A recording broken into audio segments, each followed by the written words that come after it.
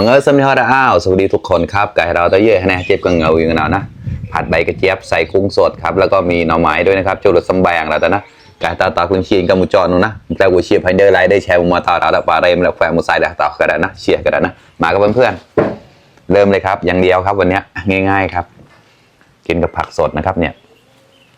จะใช้กุ้งตัวเล็กๆนะครับเงาดิดๆนะแน่เจ็บเงาเขาก็ชิมไว้เลยกว่า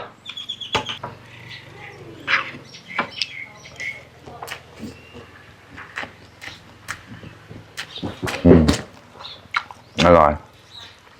ข้อ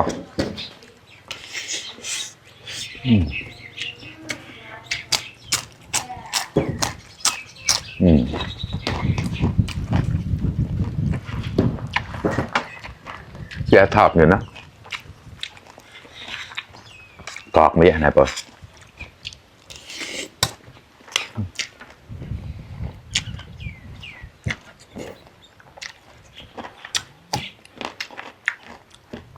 ข้อ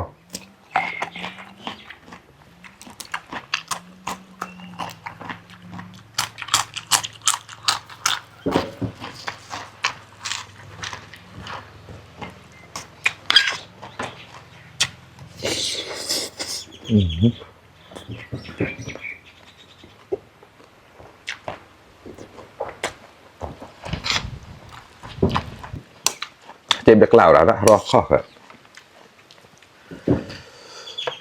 ก็แล้วก็โอ้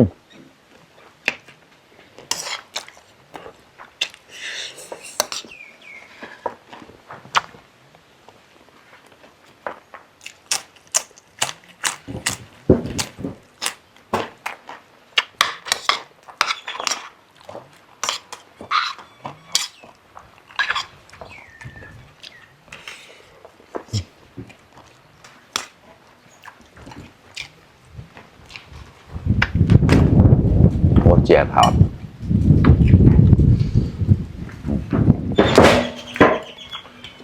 ลมแรงมากเลยครับเจี๊ยบหมกแปดมีแล้ว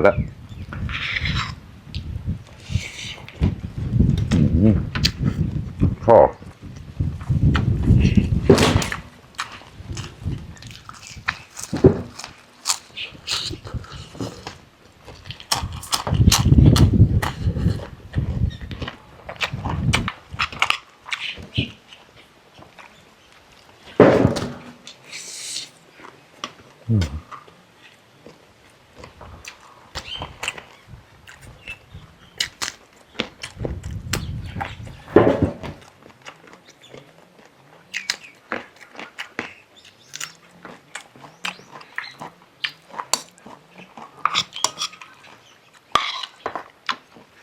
กุ้งตัวเล็กไม่ต้องปอกเปลือกนะครับกินได้เลยครับกูซอกข้างนอกกูแล้วนะตำไม้ดิบๆเลยนะเจ้าชิ้นเต็งหนาวครับแค่ผสมปลายี่ๆตาละ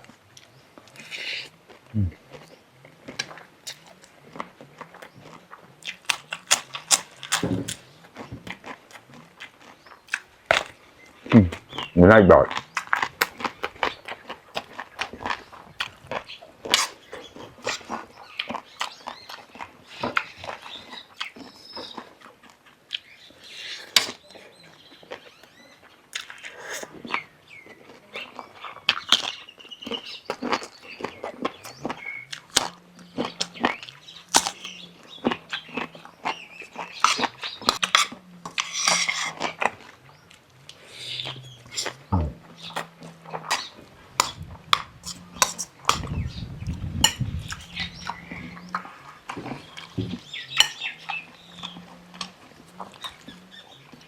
ข้อแล้วนะอร่อยมากไปกวนดาวท่าแน่ปันหล่อนะไปกวนเป้าไปกันเต็มจะดัดนี่แน่เลยเดานี่แน่นะเนี่ยปั๊มน้ำเลย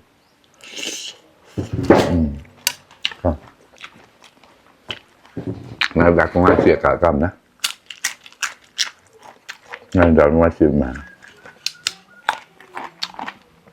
เราไปเสียกันในแต่แน่เลยเดาเนี่ยได้เสียปาก